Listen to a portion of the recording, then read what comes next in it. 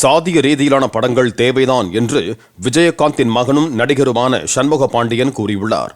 அவரது நடிப்பில் வெளியான கொம்பு சீவி படத்தை விழுப்புரத்தில் ரசிகர்களோடு சேர்ந்து பார்த்த அவர் அந்தந்த சாதி மக்களுக்கான பிரச்சனைகளை அந்தந்த இயக்குநர்கள் எடுத்துச் சொல்வதாக தெரிவித்தார். எல்லாமே தேவைதானங்க, எல்லாமே ஒரு இதுவுமே தேவைதானே.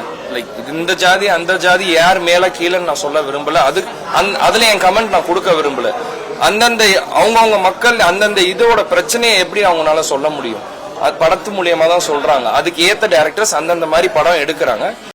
பிளே ஸ்டோர் மற்றும் ஆப் ஸ்டோரில் இருந்து பாலிமர் செயலியை QR கோடு மூலம் பதிவிறக்கம் செய்யுங்கள். செய்திகளை உடனுக்குடன் பெறுங்கள்.